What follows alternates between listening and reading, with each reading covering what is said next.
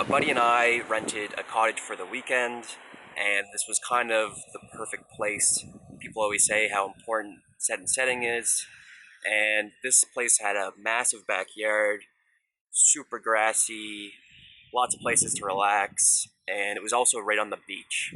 So you had the beach, you had the grass, and then you kind of had this path that went through a loop into the forest. And we got there the night before, and we're kind of checking everything out, making sure we knew what to expect for tomorrow. And I purposely left that path because I knew I was going to want to explore it while I was tripping. So we went back to the cottage. We listened to some Terrence McKenna. I believe it was his Conversations on the Edge of Magic, which is just a great way to get you in that kind of mindset. And we woke up the next morning and we ingested the mushrooms on empty stomachs. And I took about 2.75 grams, that's what I wrote down. And after doing that, we headed to the beach and we were kind of just relaxing there, chilling out, waiting for, something to start happening. So I noticed pretty quickly that mine were starting to kick in.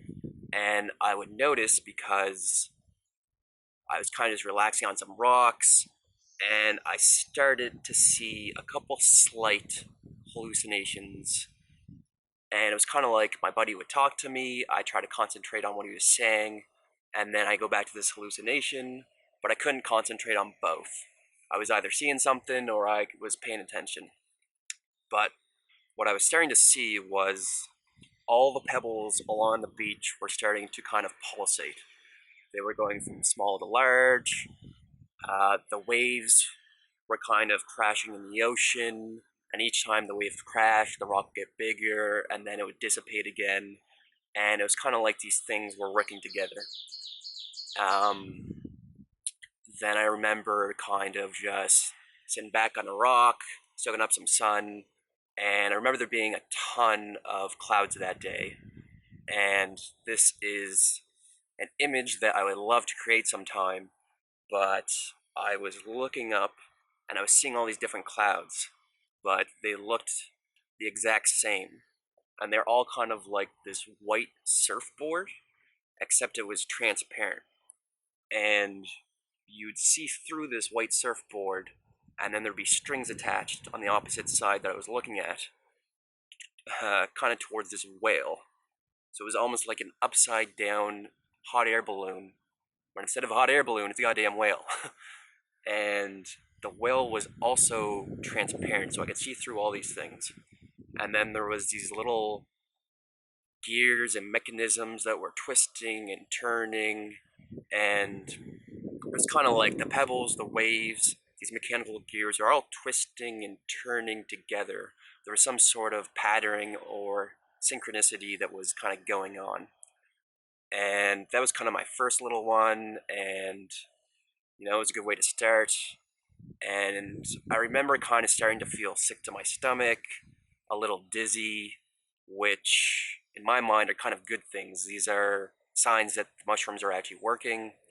And I kind of suggested that maybe we should go back to the grassy area. You don't want to be tripping out, smashing your head on a rock or something. And so we started heading back to that grassy backyard that I was talking about. And my buddy kind of led the way, and he led us straight to this picnic table, which was surrounded by trees. And it was kind of enclosed by trees with a little opening. And it was actually a super cool place, but at that time, it's just not what I was looking for. So he kind of let us into here, and he walked in, and he's like, this is the perfect spot. And I walked in, and I was just like, this is terrifying. And this is another reason why I think it's incredibly important to not only trust, but to be very open with whoever you're doing mushrooms with. You want to be very comfortable with them, because the point is, regardless of what you think, you're going to be in a very open state, and you're going to be openly talking about things that you likely, wouldn't before, or wouldn't in a sober state. So incredibly important. And that's why it was good, because I kind of just told him, this place is giving me the heebie-jeebies.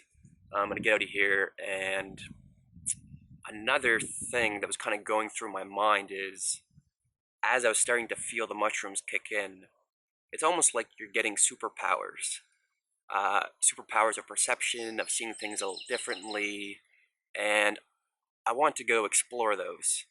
And it's something that I do to this day, which is, Terrence McKenna is always talking about how he'll take a heroic dose of mushrooms and then he'll lay in silent darkness.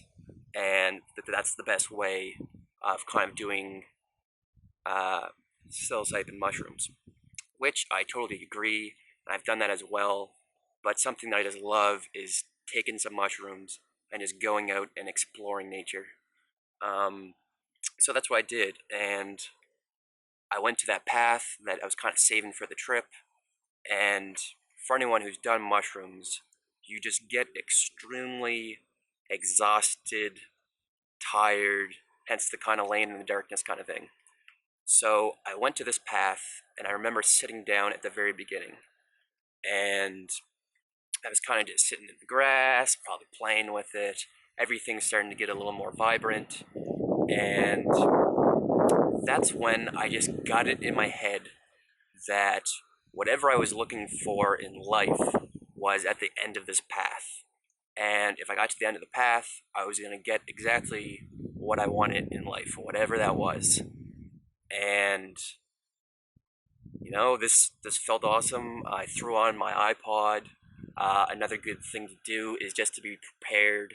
I had a little bag of goodies. I had my iPod with some like positive music already lined up to play. I had a couple little snacks, some water, pen and paper to scribble down ideas. And yeah, so I threw on my iPod, I listened to some pump up music, and I started heading towards whatever the hell I want in life, which is at the end of the path. And I started walking, and it was almost like every footstep I took was like I was in a new scene in a movie. There was kind of like grass on both sides, but this grass was like the greenest grass I've ever seen, super vibrant, uh, super shiny. It's almost like you're in the movie Avatar.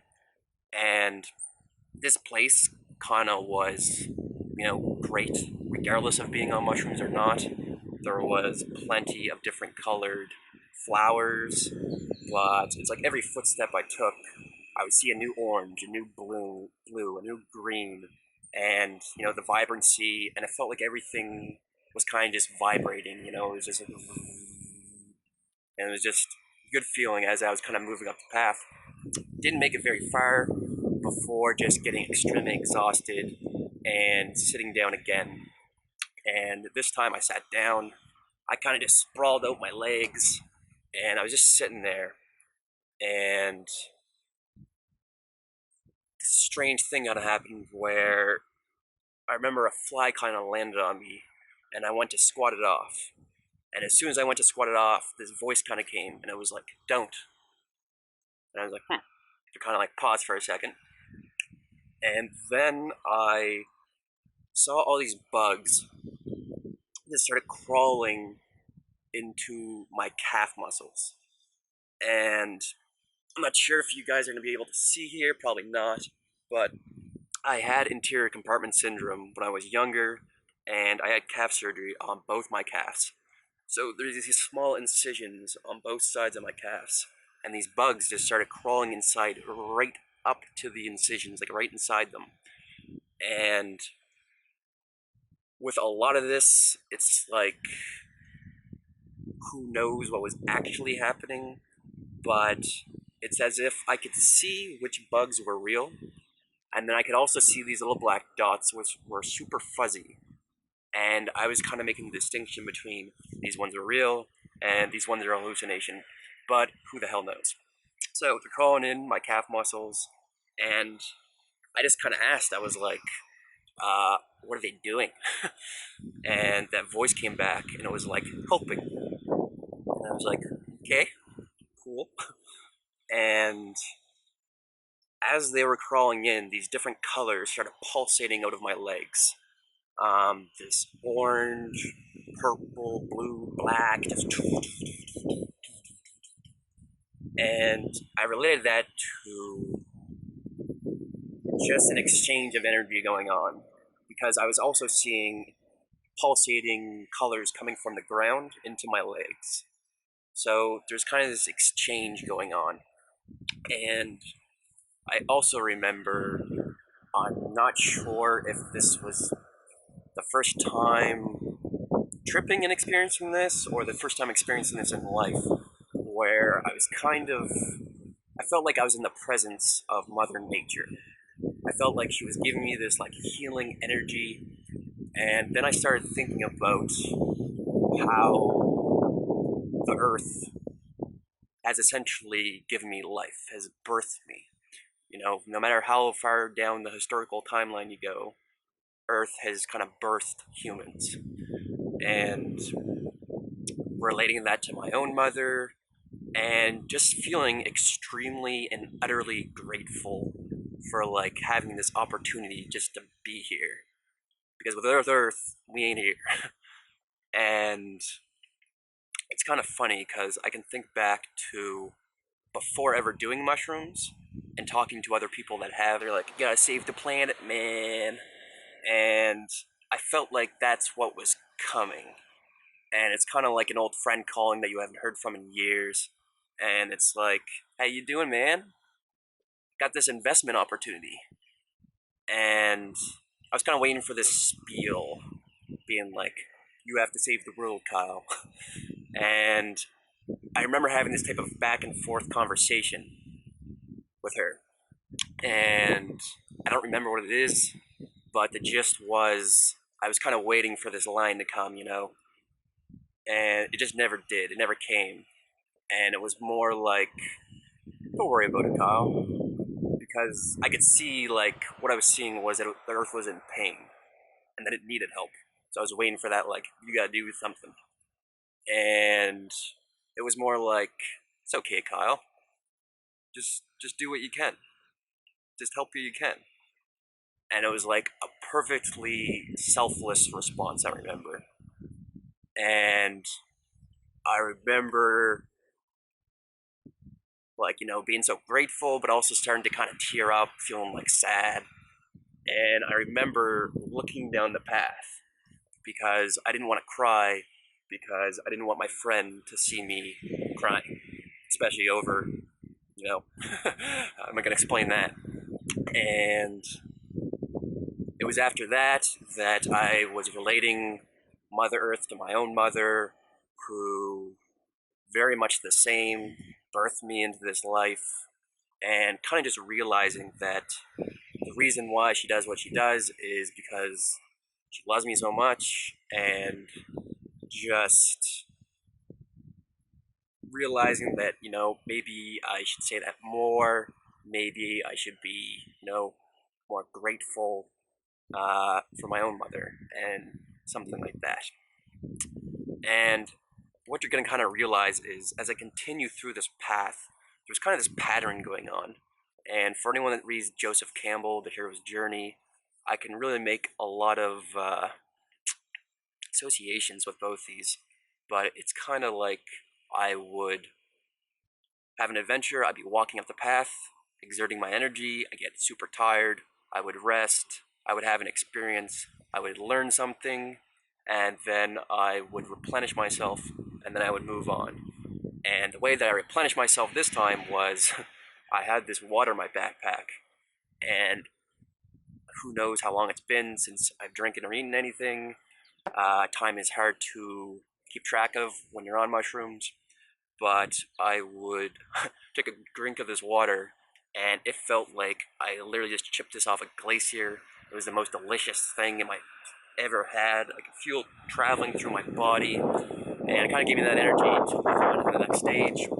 So I kind of got up, I kept walking down that path, and who knows how far I got, probably not very far, but got extremely exhausted again, sat down, and this continued to happen.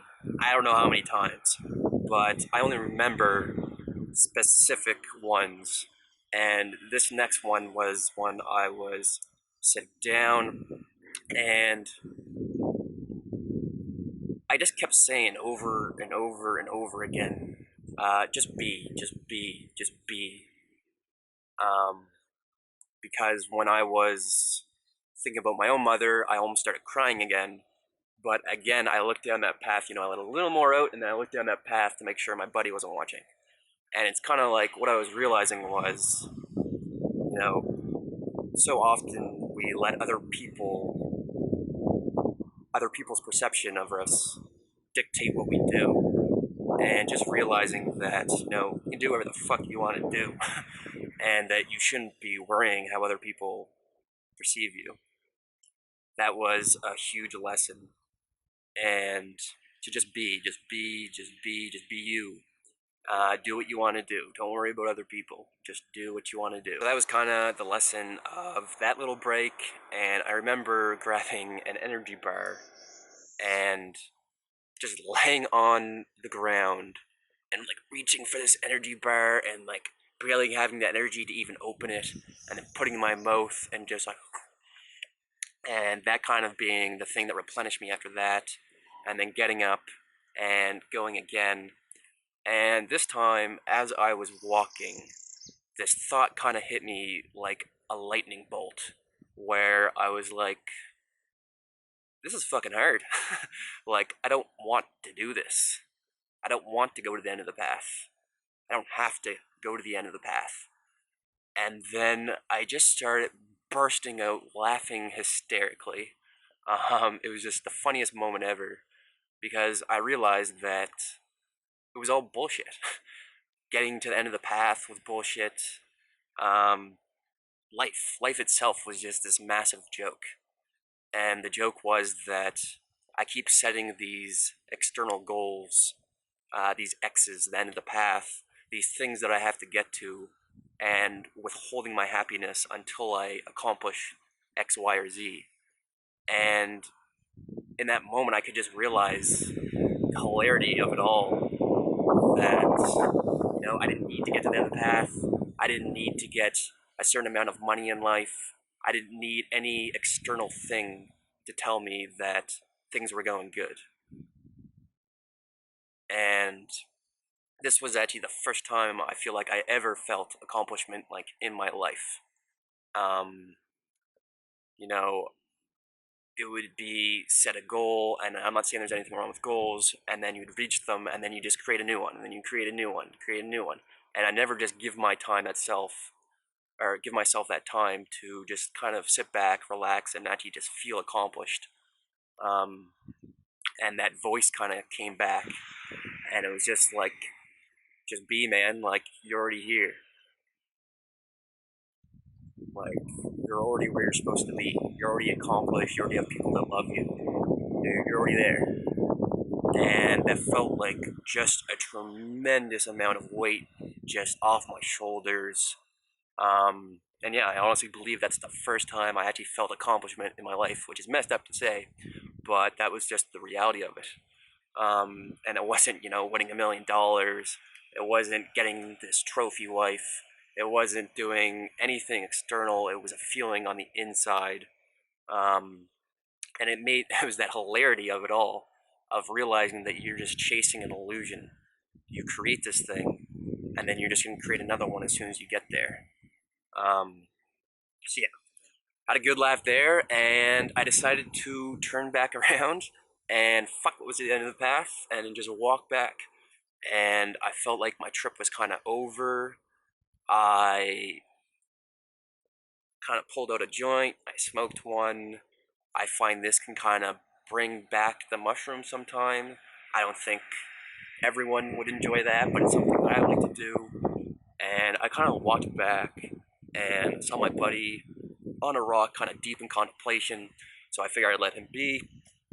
And again, that grass kind of popped up. It was really tall grass, and it was kind of on both sides, and it felt like I was at the finish line. And I was just like high fiving on the way out.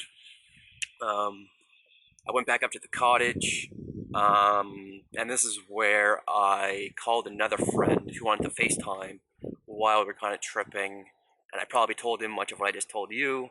And then I remember after all that of him just kind of looking at me and I'm sure my pupils must have been like this. And he's just being like, "You're not done, man."